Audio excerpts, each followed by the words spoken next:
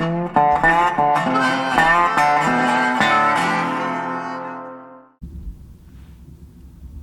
right, welcome everyone. It's Chris Petrie. Thanks for joining along here. We're going to have a really fun time. We're going to do some exciting figures here along the shore. We found a historic photograph here online, so I thought it was just a beautiful sort of figure painting where we can actually incorporate in some beautiful ocean and sand and beach area. Just a sense of really excitement and fun and enjoyment at the ocean, at the shore. And so we just minimized it a little bit. We didn't use as many figures as the photograph shows. You can see we chose 3 figures. The main figure here in the very foreground. And then we also chose the seated male figure here, and then also another female standing pose here for this figure. And that was fine. So we didn't do every single figure, but we did 3. And I thought 3 would be a nice kind of transition from the foreground, sort of middle distance, and then a little further into the middle distance here. This, I think, has a nice 3-dimensional quality to it.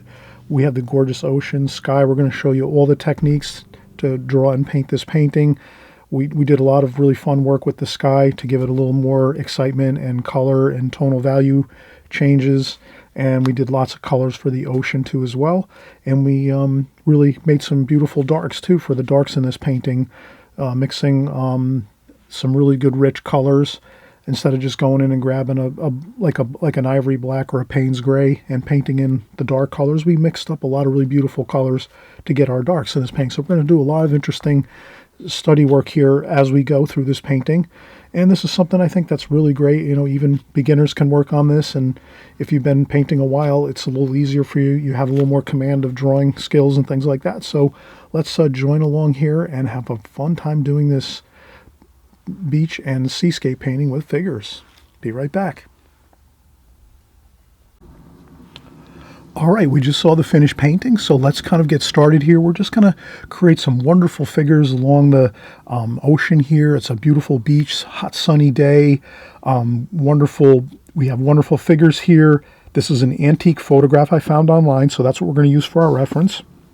So the first thing I'm going to do is I'm actually going to use some printer paper to kind of make some notes to myself before I start going in and drawing on my watercolor paper. I'm going to try to make some notes here and kind of maybe do like a first try of this, so I can get sort of like the comfortable feeling that I've already tried it once and kind of looked and seen some of the things I'm going to need to focus on when I go in and do my finished drawing on my watercolor paper. So I guess the first thing I'll notice is if I even just draw a rectangle like this. That gives me my rectangle that I'm working in here. And then I notice maybe about halfway. It's a little bit more than halfway. So if this is halfway, a little bit higher than halfway is the water line.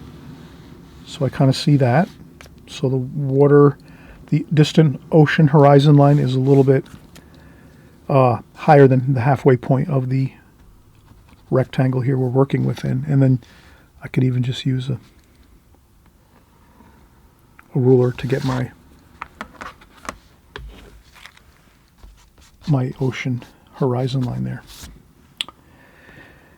And then from that point we can actually we can use that as our first reference point, the distant ocean horizon line there. And then we can kind of just start working our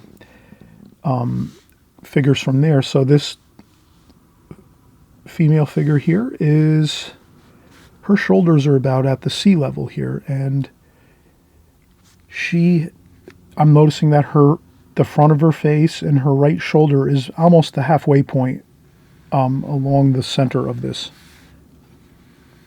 So she's a little bit left of center.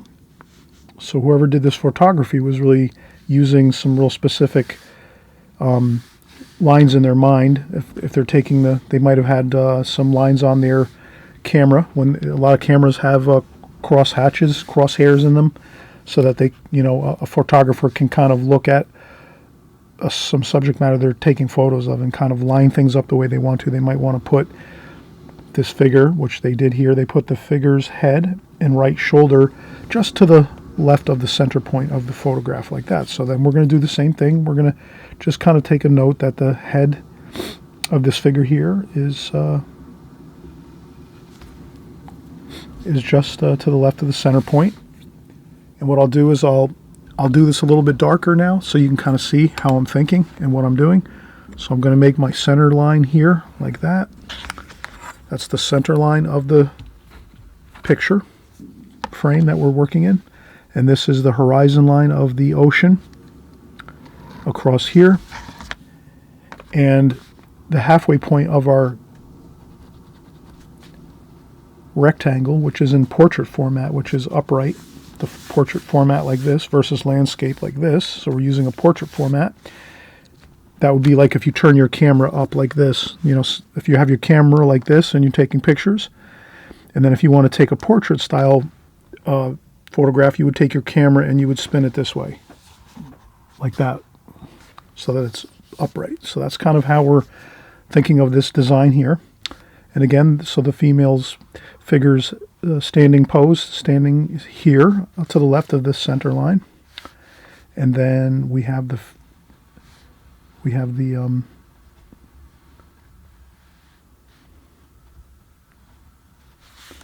umbrella.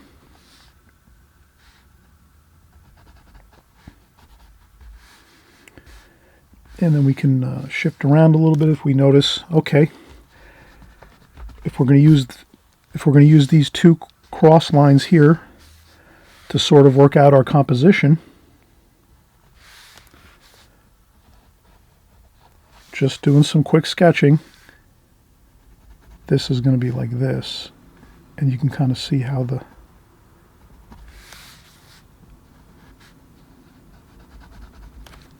so that's something we definitely want to key in on, is we don't want kind of things, so that umbrella pole is going to have to be the same line. So at the top of the umbrella, it goes through the umbrella and it comes out here, and then we have that there. That's an important thing we have to remember.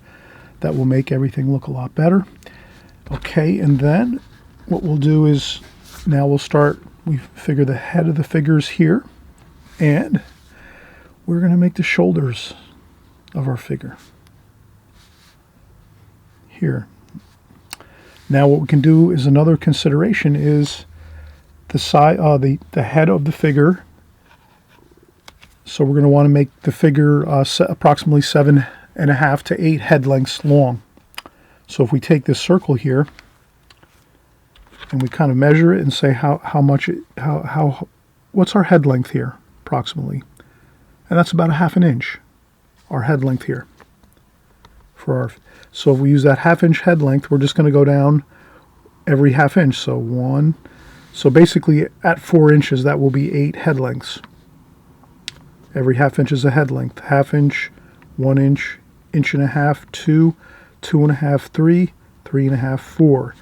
4 inches equals 8 head lengths, because every head length is 1/2 inch. So that's how we can get the proper height of our female figure here. And then we'll take we'll look at our figure here, and we'll kind of start to work out. Usually four head lengths is about the waist. 1, 2, 3, and 4. That's about the waist there, waist area. So then we're going to go up a little bit higher than that, because her dress is hiked up a little bit along her stomach area. And we're just going to kind of look here, and we're going to just get the basic shapes. So I'm just going to go down here and make her arm there.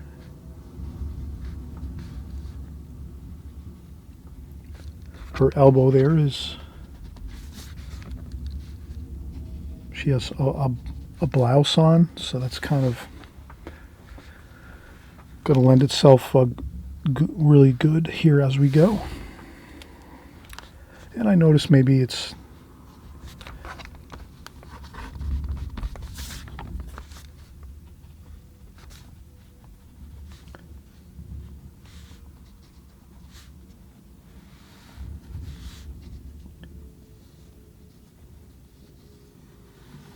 Okay, so you get the idea here. We're just going to sort of work out the figures.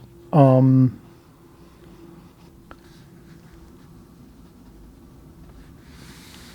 her profile is here. So we're going to have her profile over here. She has dark hair. So we're just kind of looking at where we're going to have things here.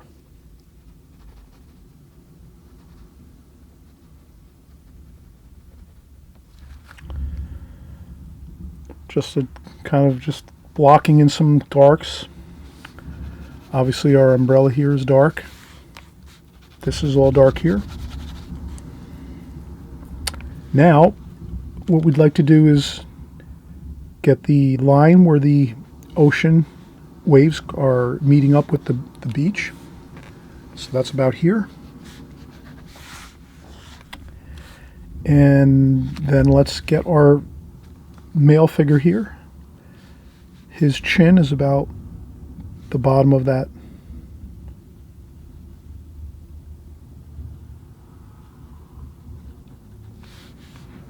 His chin is at the bottom of the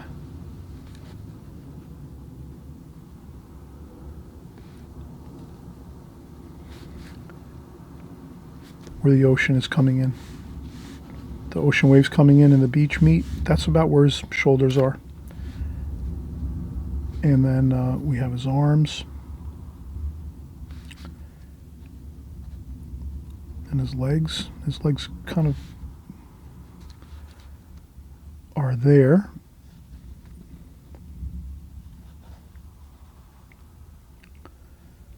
And we'll work out some more details with this figure when we're painting and drawing.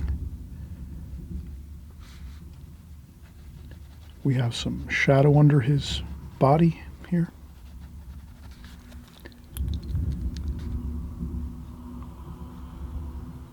He's got a belt on.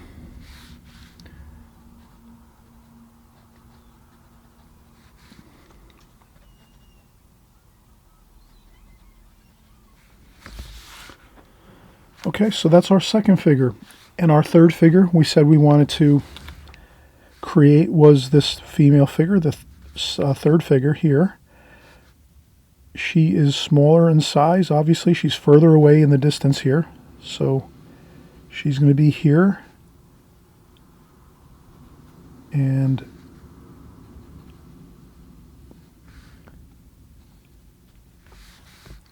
we're just going to kind of get a feel for where she kind of sits within the composition here. So we notice that her head is just a touch underneath the horizon line of the ocean. And then we notice that her body in her dress flows down, and it's actually right at about the middle of this seated gentleman here on the beach. That's where her dress actually flows down to, about there. So, and that's all dark here. So she has a dark dress on, like that.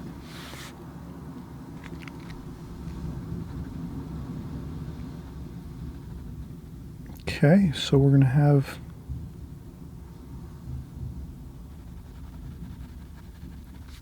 just an idea of some dark shapes and things here as we go.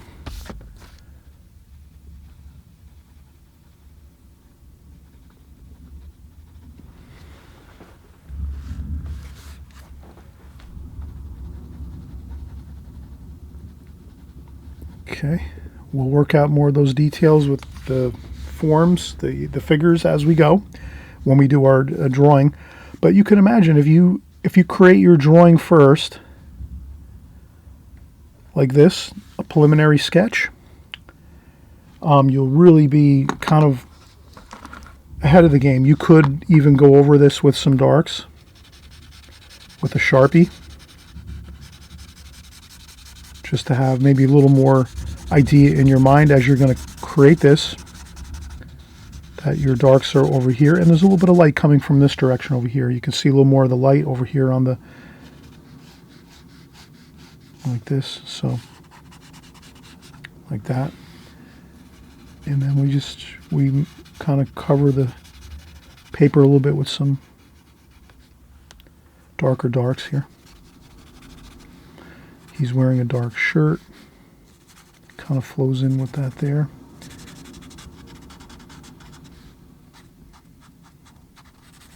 Dark pants. Catching a little bit of light in there, the pants there. He has a little bit of shadowing underneath there. So we have a good idea of how everything is sort of working out here. The umbrella's a little darker over here.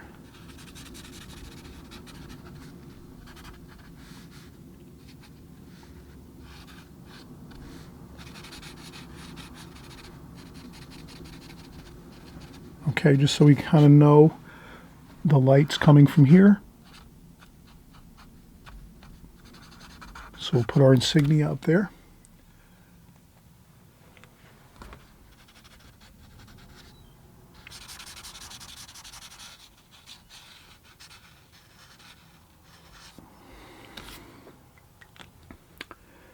And that's really it. We captured the main part of what we wanted to glean from this photograph, which was, let's keep it a little more simple. Yes, we could do these other figures in this composition, but let's make our life a little easier. We're doing we're doing like a composition here. We're not trying to create a wonderful finished painting or anything like that. Or, well, if it comes out really good, yeah, we could put it in a frame and give it as a gift, or maybe put it in a contest, or give it for some charitable events, things like this, or send it out for a gift card, make a card out of it, whatever. You can do whatever you'd like with your artwork. You're the artist. You're going to figure out fun and interesting ways to share your artwork, and maybe sometimes you'll sell some of your artwork too, make a little bit of money for yourself, pay for some art supplies, whatever it is. But this is, again, we're trying to make things a little more fun, a little more simple for ourselves. We're in charge. As an artist, you're in charge of your world, of your creations, of your work, your artwork. So here, I'm making it more simple. Let's make it more simple. We're doing just 3 figures. One, the second one here, the second figure seated, and the other standing figure here, and a little bit more in the distance, middle distance. So if we can get those 3 figures in, and then we'll put in some of the washes for the sky and the ocean, we'll have a really pleasant painting. And we'll get started on the drawing next on our watercolor paper. So this was our first dry run of our composition, so that we kind of get familiar with it a little more. Especially if you're not used to working with figures all the time, that's the perfect time you want to do like a preliminary sketch, a preliminary value composition. So you do your darks and lights first on a paper like this too, so you kind of see where. And then you can put this composition in front of you on your table, and then you have this and this to reference, so you're referencing both at the same time, and that will really lock it in solid for you, that you know where your darks and lights are, and you'll also have your light source up here. We make our little spotlight insignia up here, so that we kind of know the sunlight's coming from this side of the picture and sort of crossing over the subject matter here, leaving lights on the umbrella on the right side, some lights here in the dress, and lights on the figure here on the arms of this seated pose, this male seated pose here. And then there's some more light too on this distant figure here, on her shoulders and on her dress too. You can kind of see some light on the right side, and then on the left side it's a little bit darker. So these are the things we want to capture in our painting, and we'll get right back into it in a second or two. I'm just going to take a quick break, and then we'll work on our watercolor paper, and we'll do the same process on our watercolor paper as we just did here.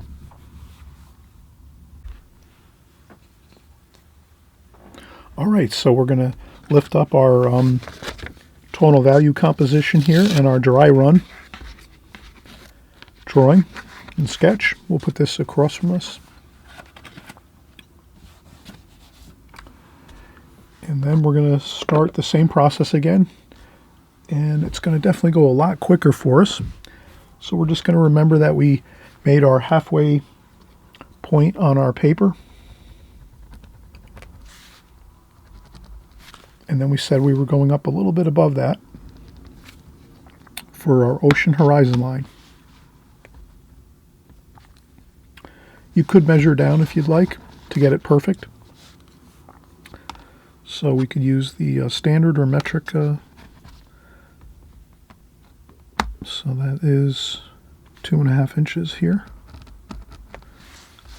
I'll come over here, same thing, 2.5 inches there. And we go across.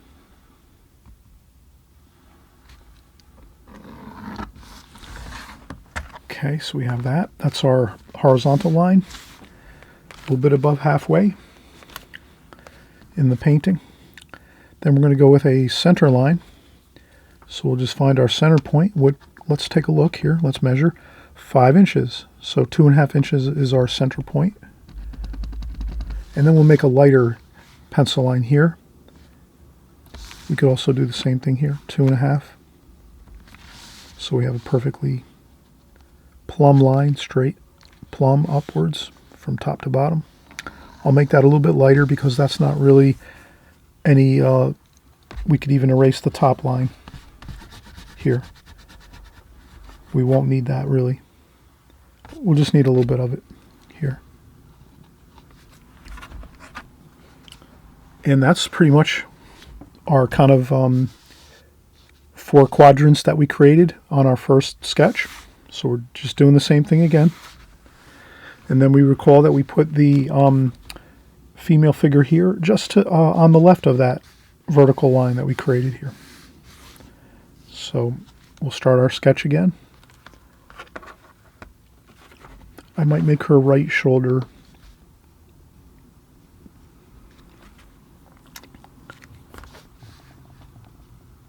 so I'll follow this actual painting here, or this photograph. Her right shoulder is there. And we can even take a light pencil line and put that across our photograph. Like that.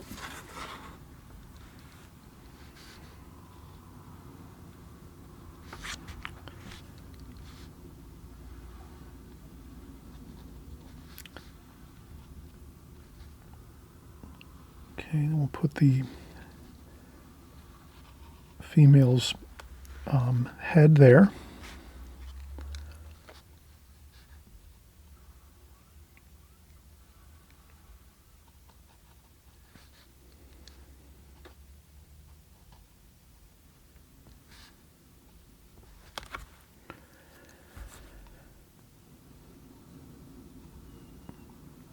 And we have some hair.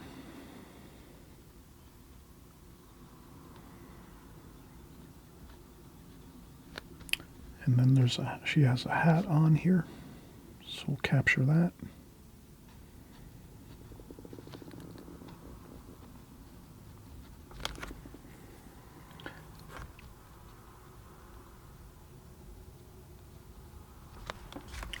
And then her left shoulder over here.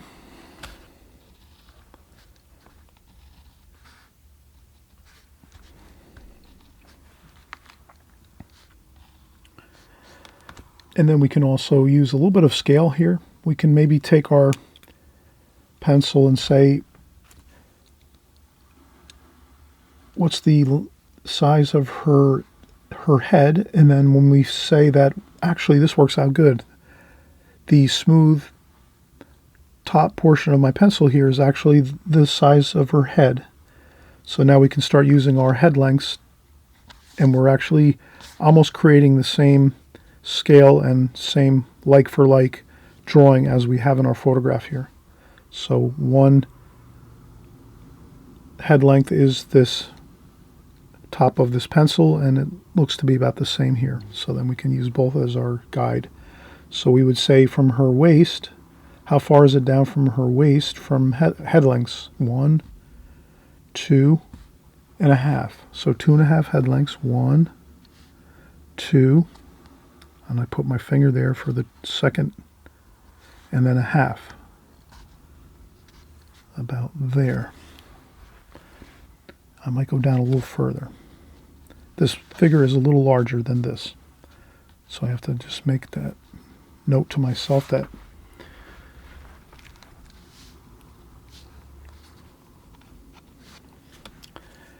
And again, let's not go with too much detail. Let's just kind of get the silhouette almost of this wonderful figure here. And we'll do the gown. And let's just make sure we're kind of on track here. One head length here, 2, 3. So I'm just going to use my pointer finger. 4, 5, 6, 7, 8. And that works out just right. Now, when we look at this vertical pencil line on our photograph, we can kind of see that her dress does come out over here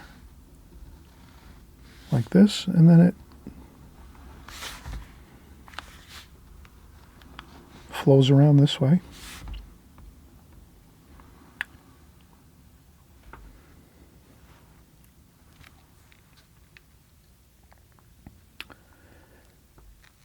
And let's see what else. Let's create the umbrella. So we have the hand here. The umbrella is a little bit, we can erase a few lines as we're working. So I'm going to start erasing my crosshair lines here because I don't need the vertical crosshair anymore. And I'll use a ruler just to kind of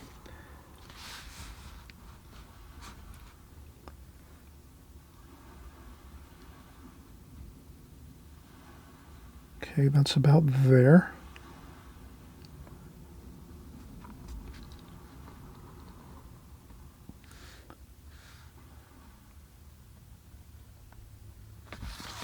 Okay, so I just want to get my umbrella pole here.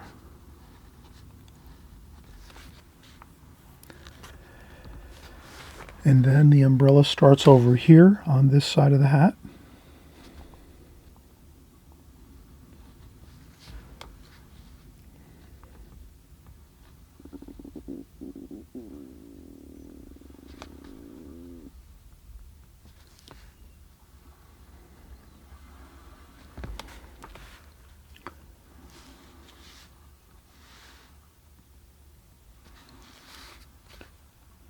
And then we're just going to have this like that.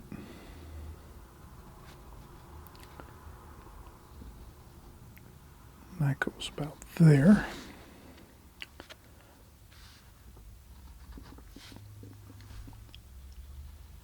That goes there. So I'm just putting the lines on the umbrellas here, on the umbrella.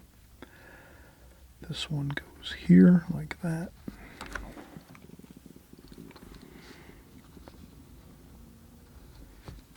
And then we can just adjust a little bit if we have to.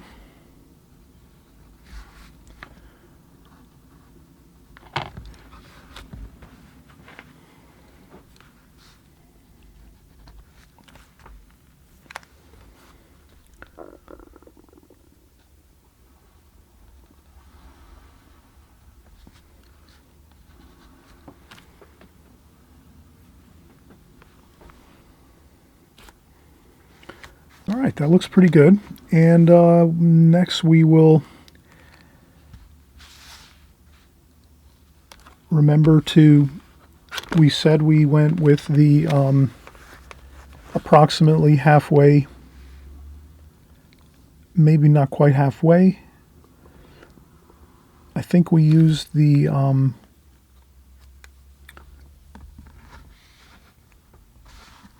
as her dress is flowing down here, we notice that the ocean is meeting the shoreline right about here. So the waves coming in on the off of the ocean are meeting up with the beach right here approximately, which is a little bit like so, a little bit down from like where I would say about there. So it's maybe about halfway actually between the ocean horizon line here and the bottom of this arc rectangle. That halfway point between here and there is actually where the little bit of the waves are coming in like that. So we'll get that line across. And then from there we notice that this figure over here, his head starts over here. It's somewhat. So his head is here.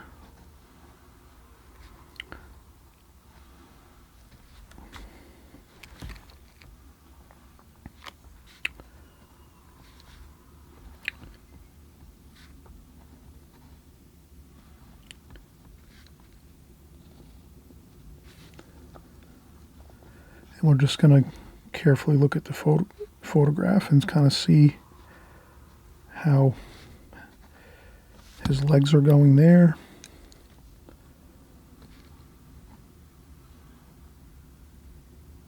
His shirt is like that. Coming down there where his belt is.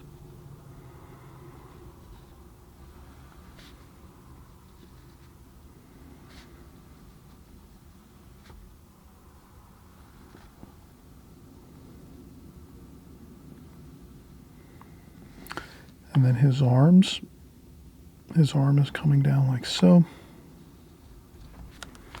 resting on his knees.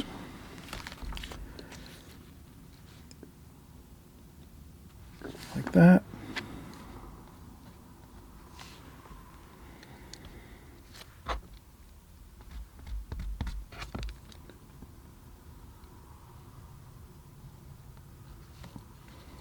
And we'll do some painting of shadows, so that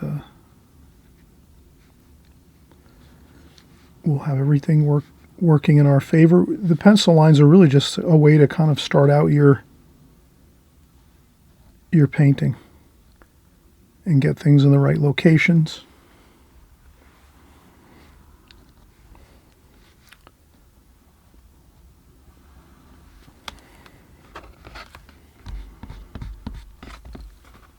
That might be a little bit lower, like that.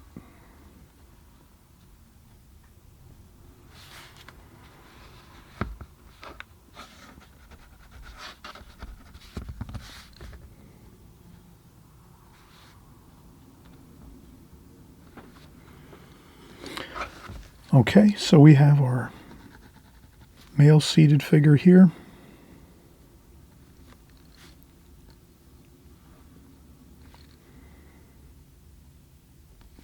Put a little couple dark spots.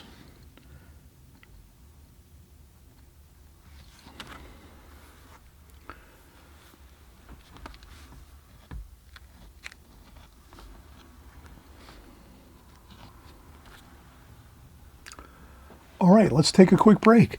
We've been working almost 15 minutes now on our figures, and figure work is a little bit, it can tire you and fatigue your concentration. I definitely know that myself when I'm working with figures. There's a lot of things going on at one time. You're trying to scale things to size. You're trying to capture the width and the height of all of your figures correctly. Try to get the right angles, the right curves, the shapes, the details of it. So it does take a lot of concentration. That's why I say if you can take a few more breaks than you might normally do on other paintings and drawings, it would be a little bit better. So I did my first figure here, and then I've worked on my second figure now, the male seated pose here. Let's take a quick break. Then after that, we'll do the third figure, which is our female standing pose here, which is going to be right over here. We'll do that third, next. And then once we have that completed, we'll take another break, and then we'll start painting.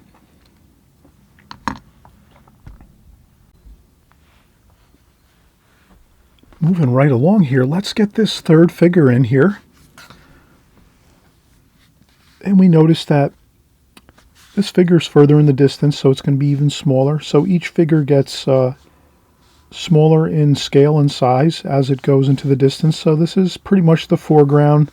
This is pretty close to the foreground, but it's starting to move into the middle distance, which is about over here. And then the middle distance is about here.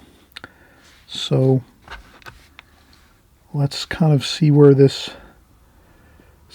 we're just going to use this as a reference point. The back of this male figure's neck and head is about here, and we notice that the dress of this woman starts about there. So we can kind of use that as a gauge of where we have to go. Up here, like so. We also notice that this female's head is a little bit below the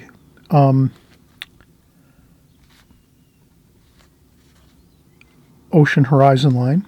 So we can use that also as a, it's a little bit below that. So we'll kind of make the head shape there. And then you can use different things if you want to scale things, like to get it pretty accurate, you could use, okay, so the butt end of this brush here is about a head length here, like so. So if we just take this and kind of go 8 head lengths down, so maybe I'll just do it this way. 1, 2. You could use a ruler. That probably might be really good. So we might say that this head length here is 1/4 of an inch. So we can just take this ruler and go 1/4 of an inch here, 1/4, 2, 1/4, 3, 1/4, 4, 1/4, 5, 1/4, 6, 1/4, 7.5. So it's pretty close. We can make this a little bit smaller, this scale a little bit smaller. So for this female here,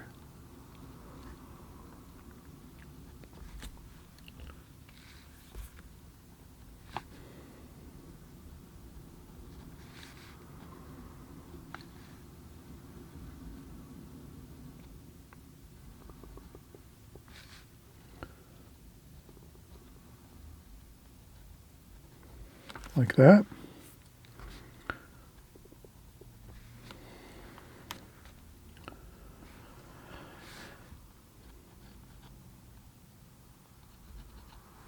Okay, so we have that completed now.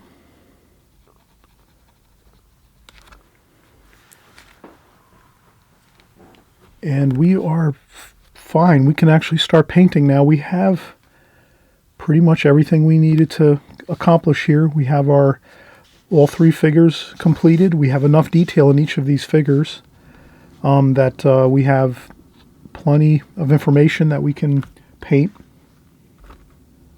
now. And then I think with this here, if I see any small hash marks that I've created, I will lift those up if it's going to be white paper. So if you have an area where you notice some hash marks and you might think that it's going to be some white, you're going to need to leave white paper there, like the white blouse of this figure here. She has a white blouse on, and I did have hash marks there on the white blouse when we were doing using our head lengths to get down to the bottom of her feet. So that's where I'd want to lift those hash marks there. We have hash marks here on this figure, but she has a darker gown on, or dress, so we don't have to worry about that. And then over here, this figure has mostly dark clothing on here, dark top and a dark pair of pants, shorts. So that should be fine. I just wanted to maybe put a little bit of shadow under here, just so I remember to put some shadows there. Sunlight is pretty much over top, straight down on the scene. There's not a lot of long cast shadows. There's pretty much just maybe a little bit. I would say the light's going a little bit this way, tiny bit, but mostly overhead.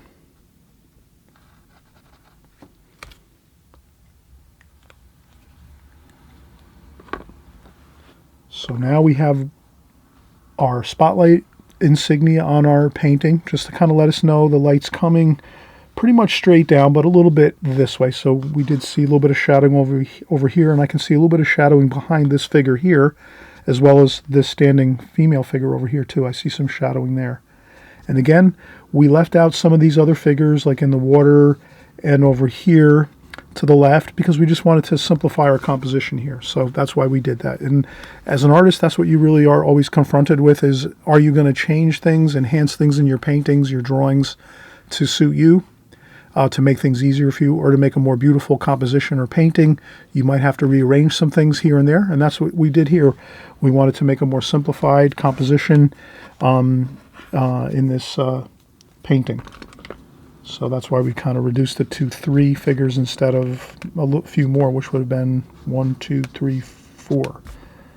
So this would be a total of 1, 2, 3, 4, 5, 6, 7, 8.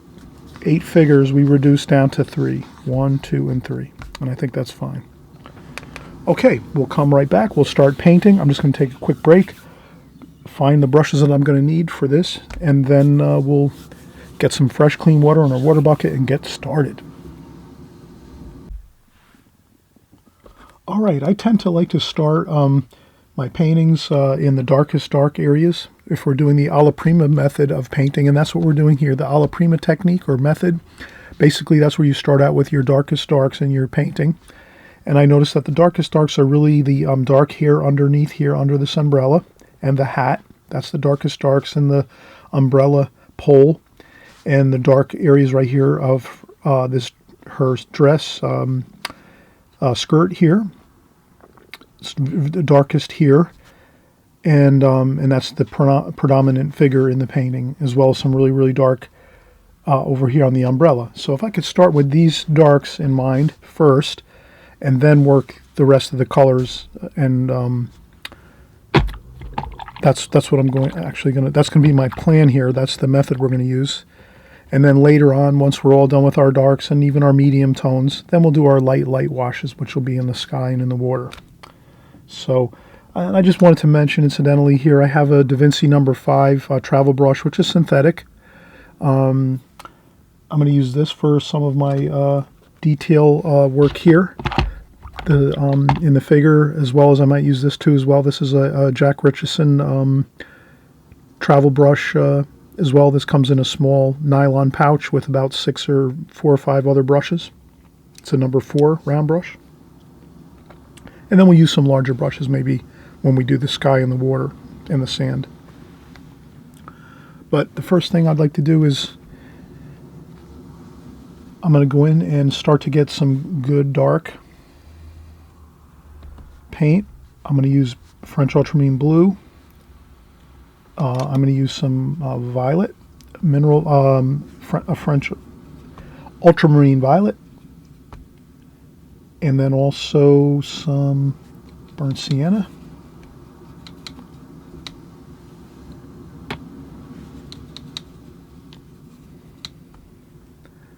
Burnt umber too as well. And what I'm going to try to do is make a really nice dark, almost black.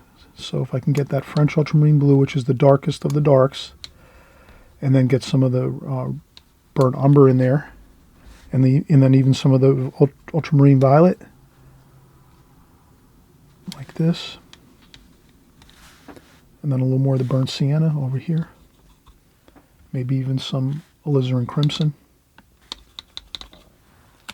That gives me plenty of darks, and also warm and cool. So the cool would be the blue, French ultramarine blue, and purple, ultramarine violet, and then some of our warms are going to be our burnt umber, burnt sienna, and the alizarin crimson. So we kind of can mix up all of these interesting colors to make our darks as we go here.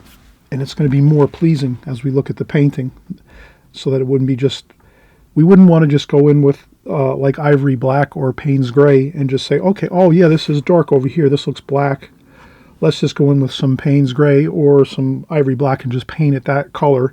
We'd rather try to create a black from different colors that we can mix that are really, really dark, and then we can sort of get much more of a pleasant looking bit of color on the painting that's going to look more interesting, as someone that's viewing the painting is going to see more of a conglomeration of colors, mixes of colors. So I'm going to go here and notice that it certainly is darker over here.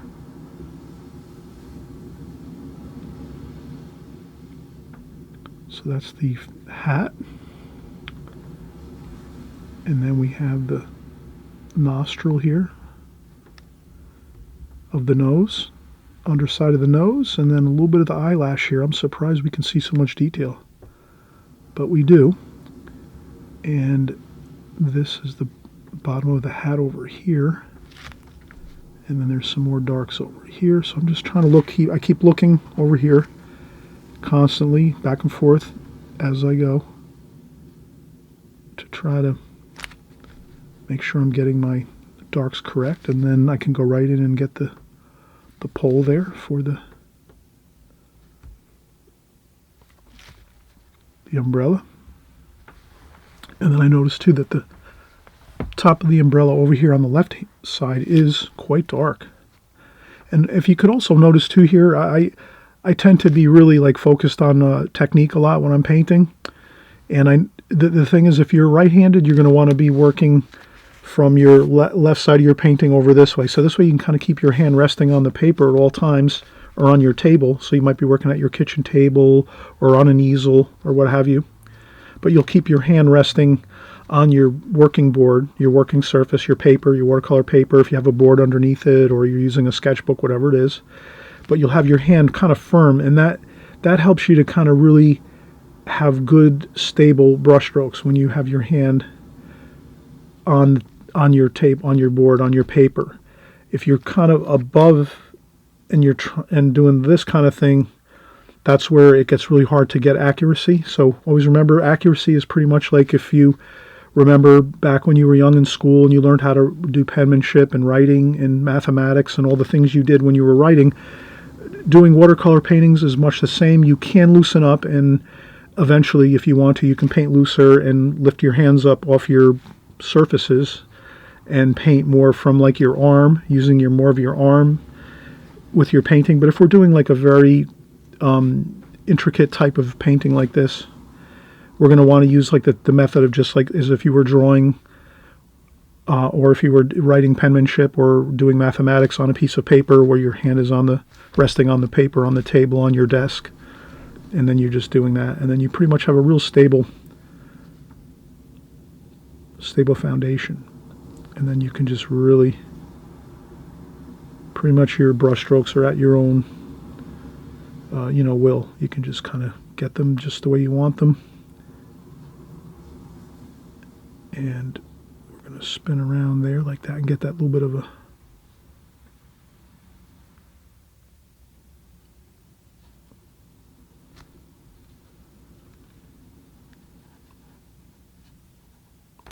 like that. And I can see that there is a little bit of a light, and that's the metal brace that's underneath there. So I'm going to leave that little bit of white lights there, and then it's dark over here. So I'm just trying to carefully look at the darks and the lights of everything. And it's quite dark over here, but it gets lighter as it goes over this way.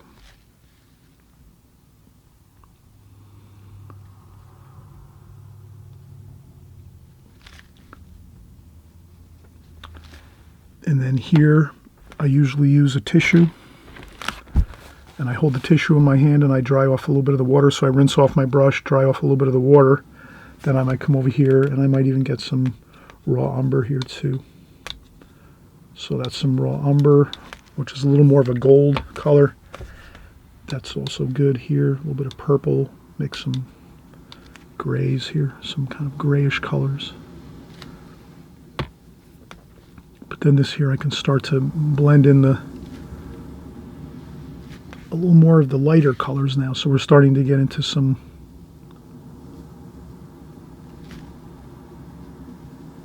that's all pretty dark there.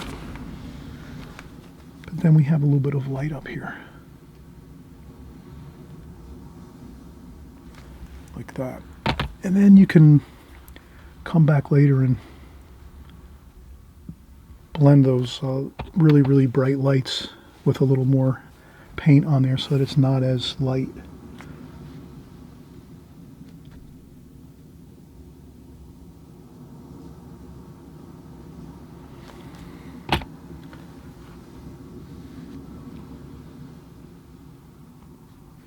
And I noticed this here is dark, like that.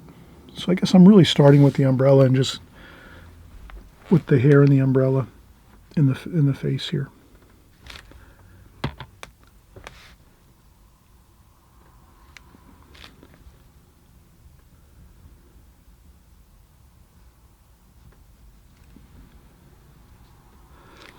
And this looks like pretty much white paper over here. You can leave white paper. Don't be afraid to leave white paper in your paintings.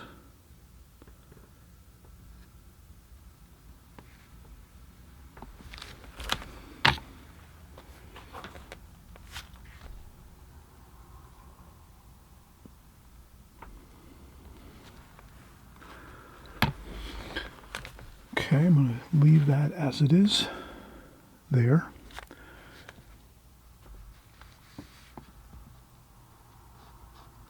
A little bit darker there.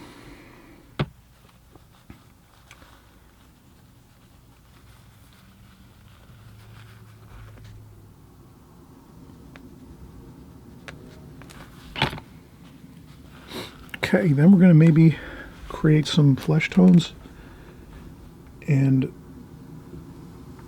I'll use cadmium red and raw umber.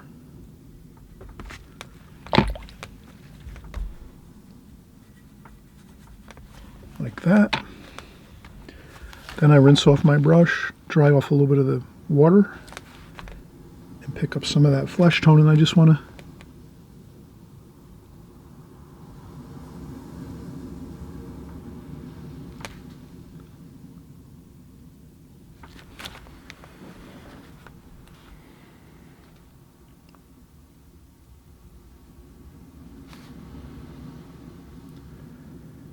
and you can always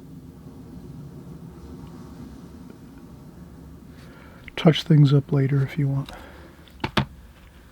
And sometimes if you're just painting, certain things will happen and it just looks good, and then we'll say, well, let's leave it. So I think that looks good. And we could take a little bit of that flesh tone too and put it in there. Okay. I've painted better umbrellas before.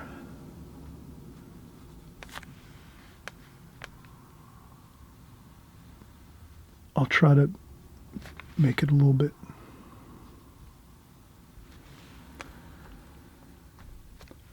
darker on top there. That's the darkest dark right there.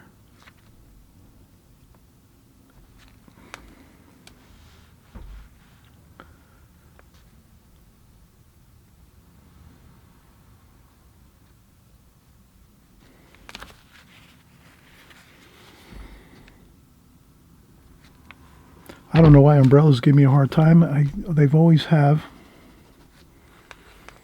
I always admire when I see someone paint a great umbrella. I always wonder how they got it to look so good at the time. They're kind of really difficult to paint, umbrellas, a lot of times.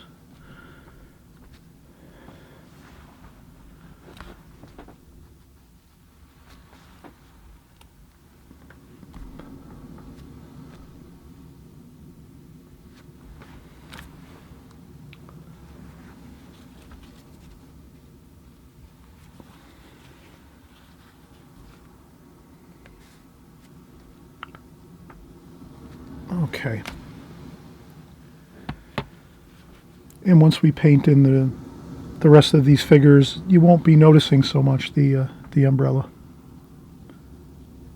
But if you paint the umbrella first, it's going to kind of stand out. So that's another thing about painting in watercolor and drawing and painting in watercolor, as well as, even if you're doing oils or acrylic painting. If you're painting something in the beginning of your painting, it's going to kind of really look a little bit awkward because it's kind of the only thing there sitting in the, middle of your painting, all kind of by itself, and there's nothing else to sort of balance it or kind of tie it all together as like a cohesive whole. So you imagine right now, you might be looking at that umbrella that I created, and you might say, yeah, it does look a little funny maybe, or no, it looks great, whatever it is you might be thinking. I'm not sure how your vision is and how you see things, but trust me, even though I think I'm not so thrilled with this umbrella, once I paint the rest of the painting and the figures and everything, it's going to kind of blend into the whole picture, and I won't be so much, worried about it. But again, umbrellas do give me a hard time a lot of times. I don't know why. But in any case, let's keep moving on here. Let's keep working. I'll take a break actually right now. Let me take a quick break, and then we'll come back and we'll continue working. But we've done, we've completed quite a bit of work right here now. We've done the umbrella, the woman's hat here, this standing female figure. We've done her hair, her hat, her flesh tones of her face, and the umbrella. So I think we've done quite a bit. We can just take a quick break now, and then we'll come back in a second or two, and we'll start working on the rest of this figure here, this first standing female figure, and then we'll start working into the male seated pose after that.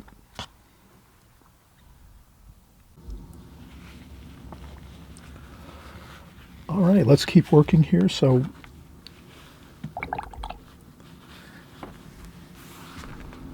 I'll do a little bit of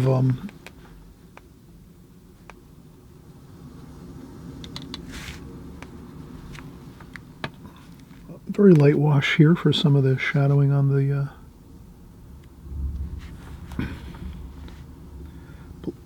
blouse here.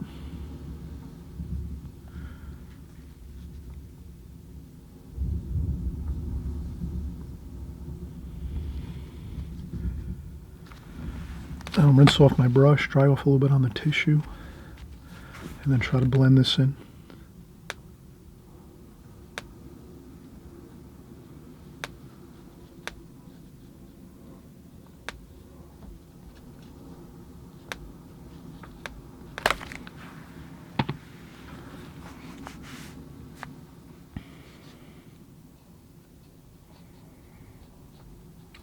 And there's a little bit of shadowing I can see under there.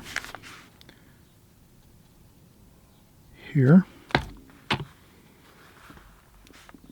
little bit of gold.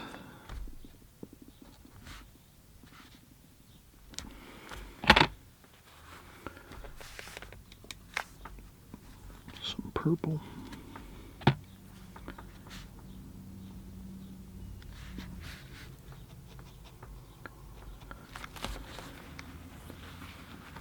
I'm just trying to put some really, really light washes here.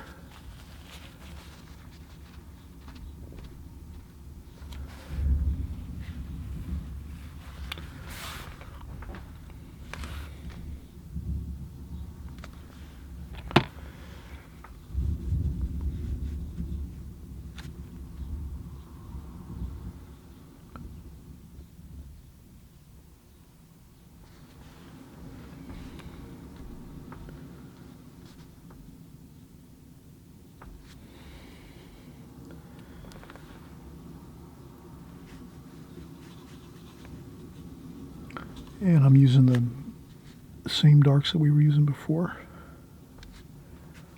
French ultramarine blue. I'll get some fresh paint here. French ultramarine blue, burnt umber, burnt sienna.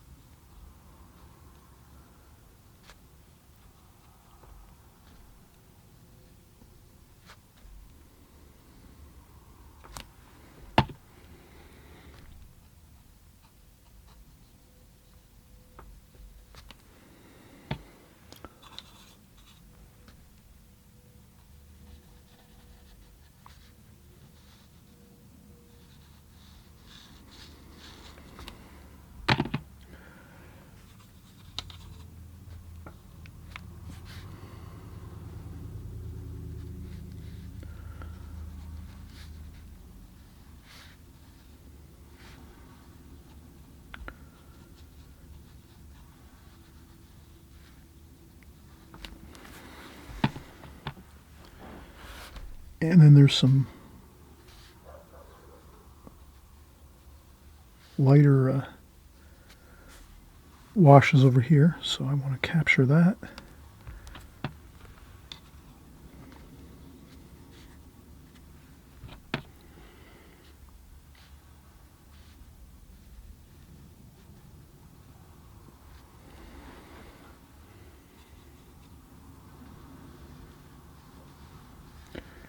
You can always create your darker folds first and then go over, when it dries you can go over with like a lighter wash. That sometimes can work really good.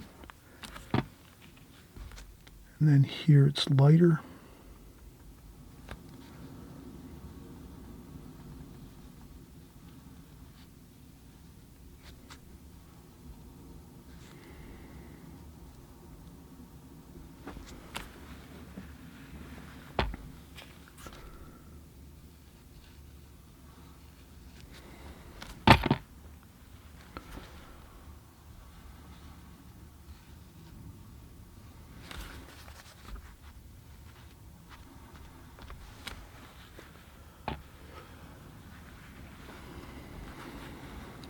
I'll let that dry a little bit, and then I'll maybe go over that with just a little bit of a light wash.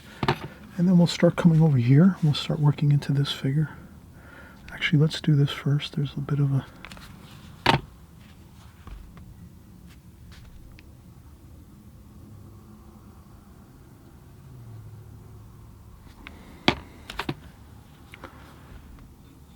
We'll start working some of our darks here.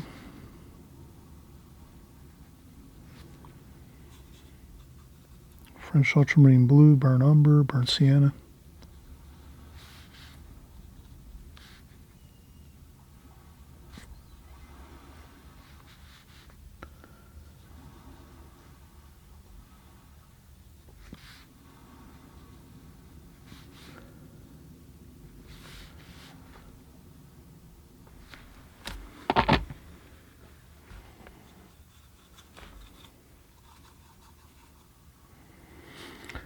And there's a little bit of a lighter wash there on the other side.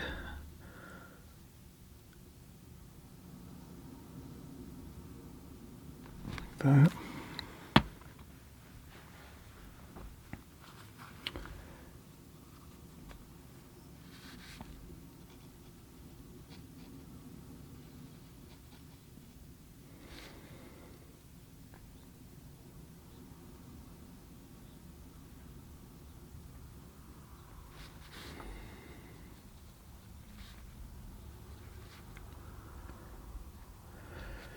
And that's the underside there of his shirt.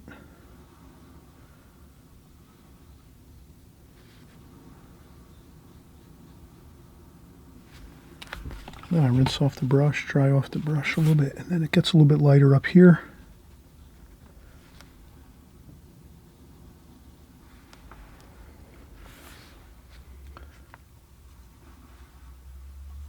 Burnt umber, burnt sienna,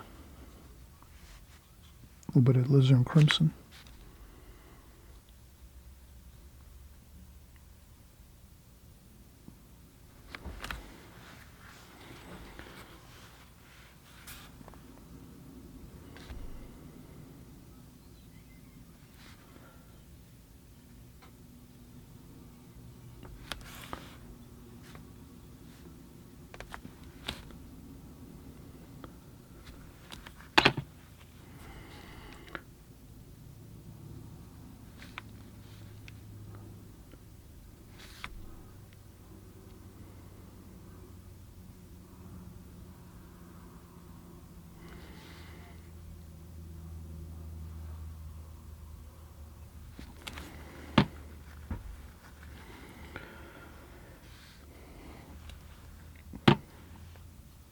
Then we're going to start working this right into that.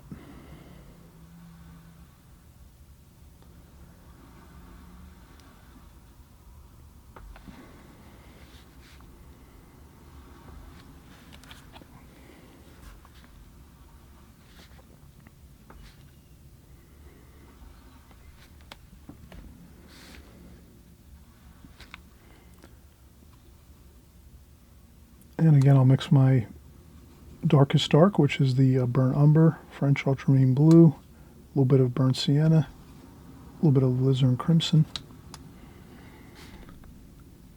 We have some of that dark there.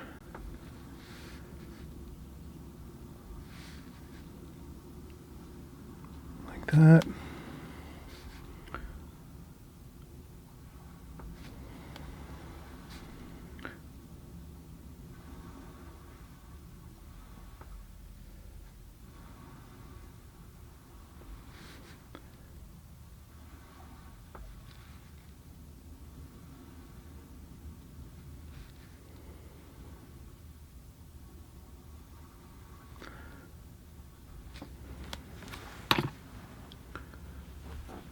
Then I rinse off my brush a little more, dry off that excess water, and then just try to blend this up.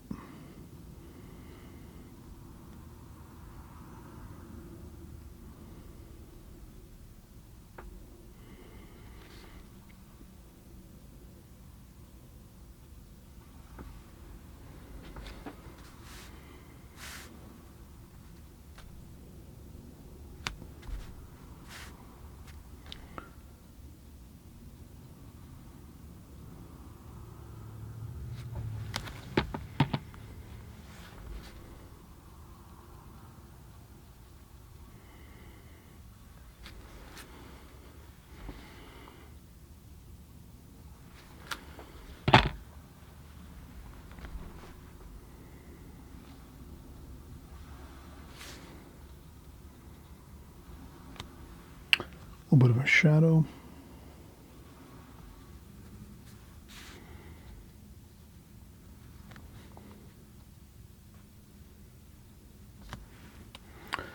And the same here, a little bit of shadow, a little bit of that purple blue kind of thing.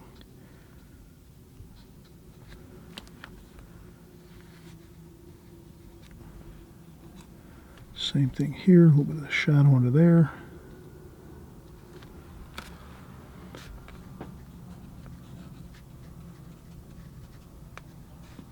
And the same over here, a little bit of shadow along the left side of the figures.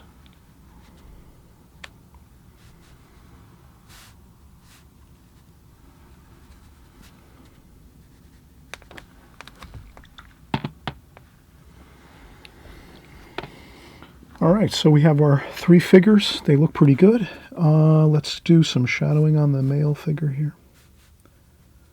Maybe a little bit of purple with some flesh tones. I'm going to try to get some of the shadowing here under the underarm. There's some shadowing here.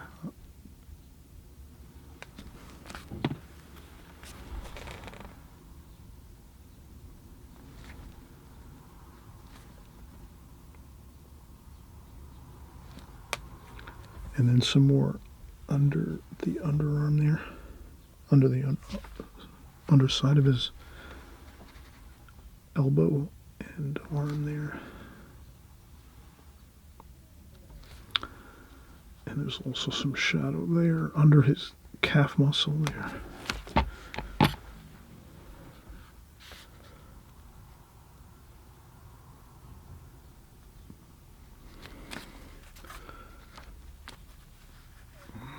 Okay, that looks pretty good.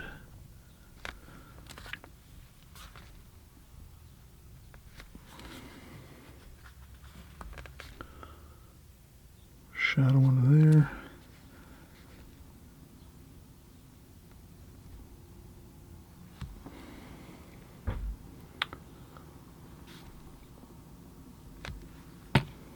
Flesh tones, some more flesh tones here.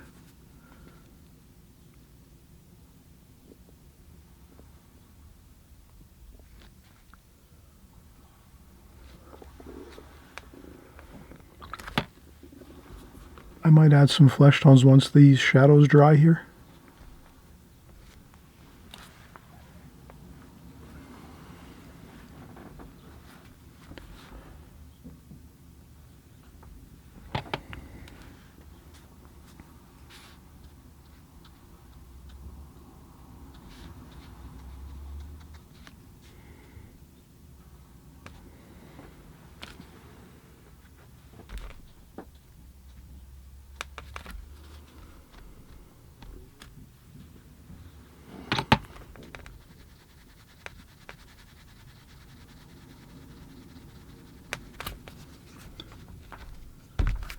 And you can always remember, if you have any shadows that don't look good or don't turn out that great, you can always lift them up a little bit. You add a little bit of damp water to them, fresh clean water, and scrub on it a little bit, and you can then blot it up with a tissue or a paper towel. That sometimes works pretty good. And then here, I think there's a little bit of shadowing back here.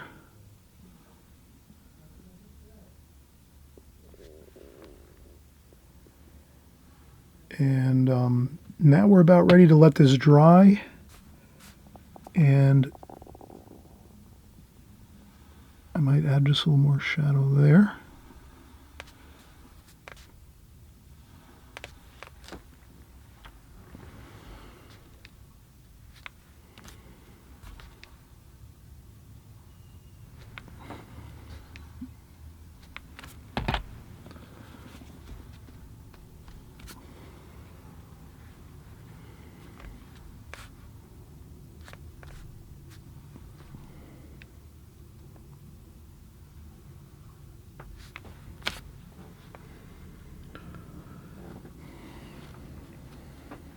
Okay, I think we're in good shape here.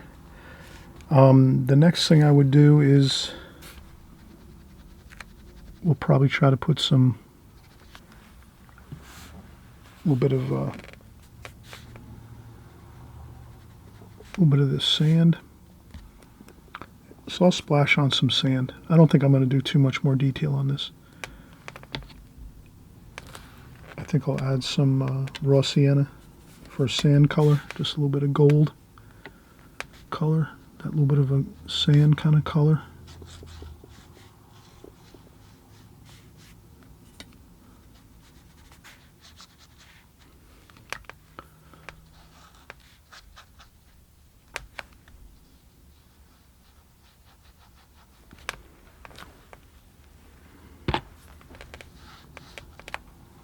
Even a little bit of alizarin crimson sometimes looks pretty good for some warm kind of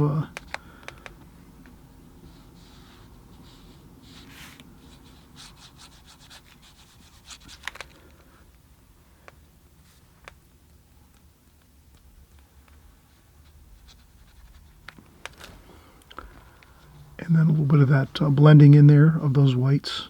Just a little bit of the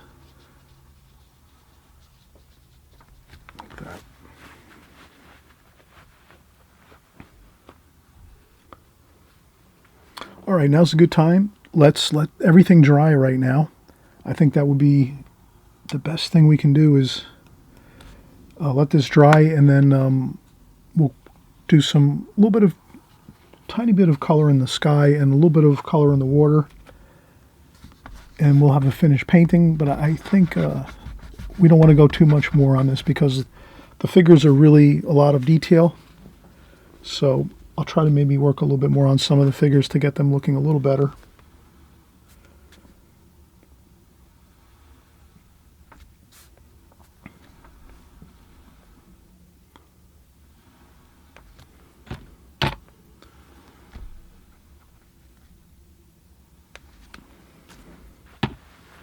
All right, we'll get started in just a second. We'll start finishing up the sky and the water, and we should be good. All right, a few things I wanted to do here. I wanted to get some flesh tones here on the underside of his arms here to kind of blend in with those shadows in his legs too as well. For the seated male figure here.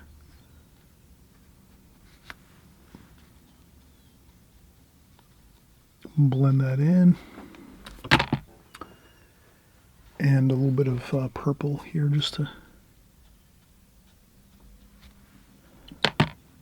on that belt. Looks like a white belt there. I put a little bit of shadow on there, a little bit of light wash just to kind of make it not as bright white. And then I think for the sky now, I'll upsize my brush a little bit. So I'm going to use a Da Vinci this is number 6, I believe, or an 8 actually, and we've been using a number 5 here, so it's about a little bit bigger. So now I think for the sky color, since we use French ultramarine blue, I'll use that.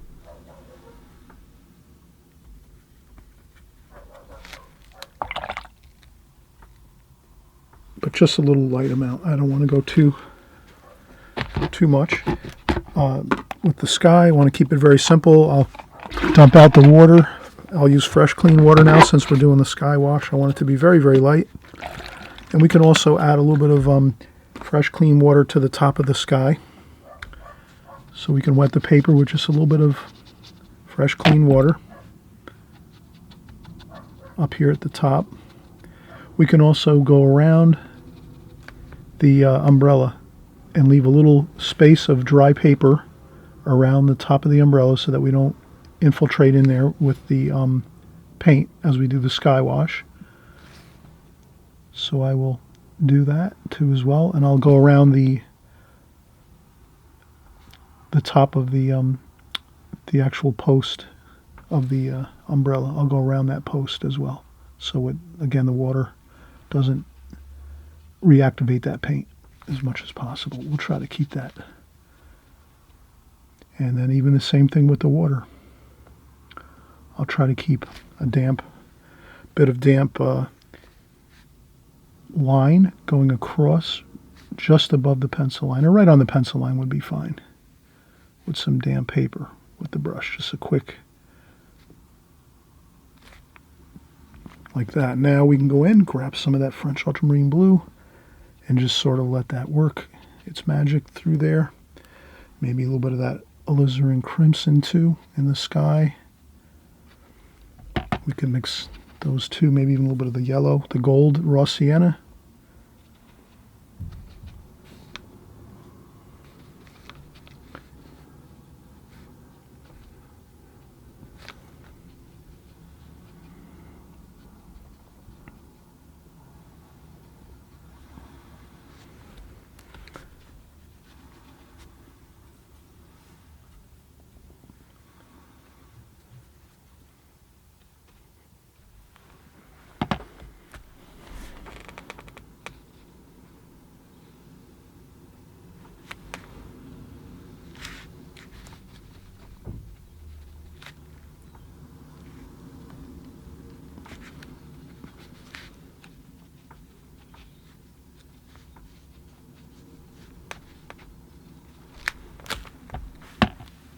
I think that looks good. Just a little bit of color there.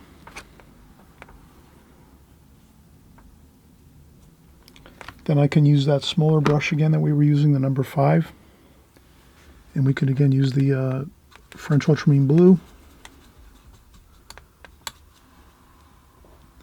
Straight paint. And then we can go across here and maybe get our ocean here.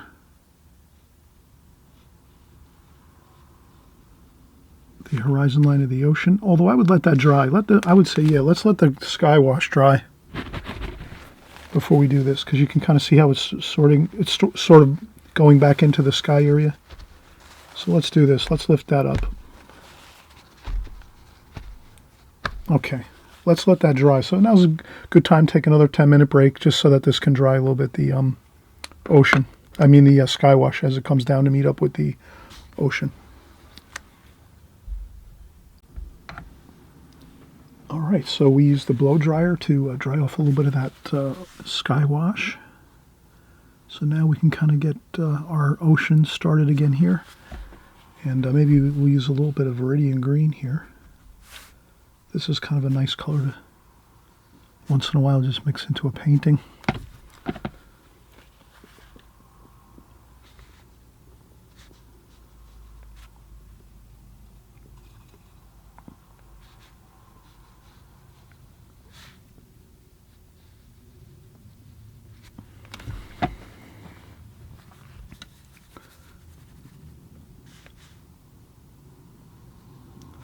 So now I'll just start to work some of the blue into the water, a little bit of the Viridian green.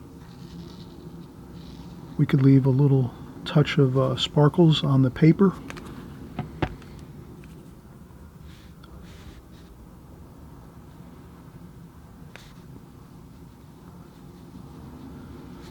I usually try to blend in that little bit of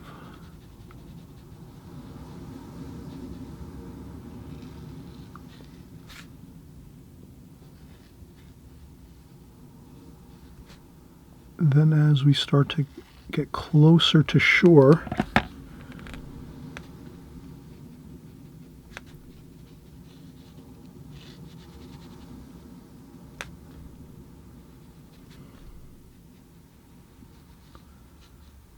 we can leave a few parallel lines for the waves.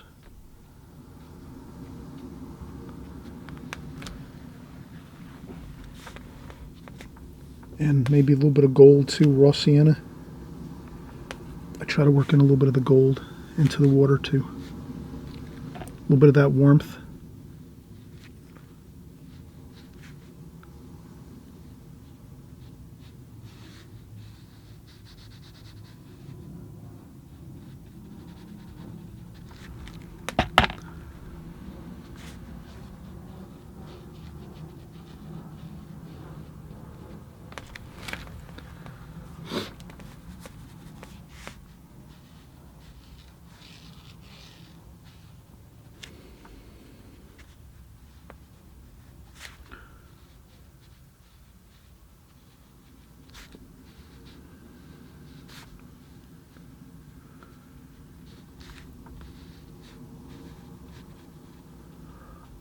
Okay, so a little bit of that white water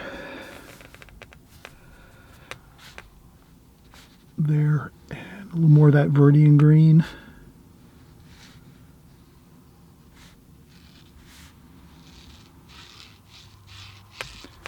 Rough paper always gives you an advantage if you're using rough paper with Seascapes. You can get those little bits of sparkles on the water.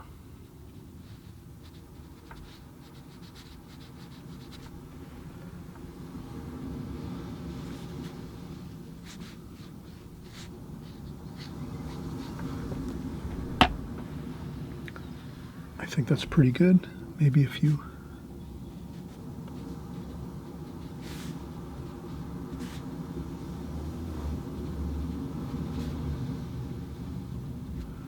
Little bits of vermilion green.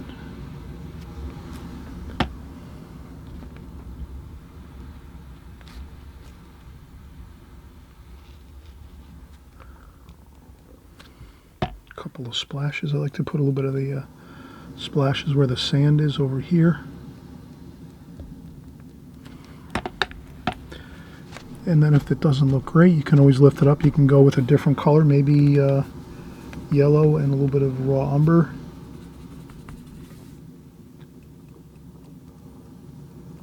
That looks a little better, not as dark as the blue. So if you're doing some speckles of water, some splashing technique, good to add some of that.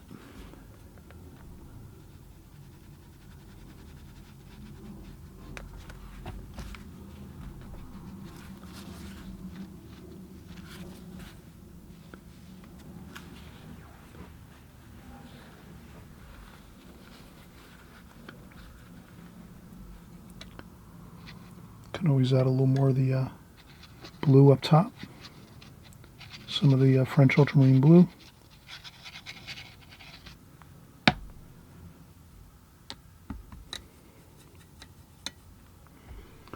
Mixed gray down a little bit maybe. Just to get a little more interesting, maybe texture to the sky, just a little bit maybe.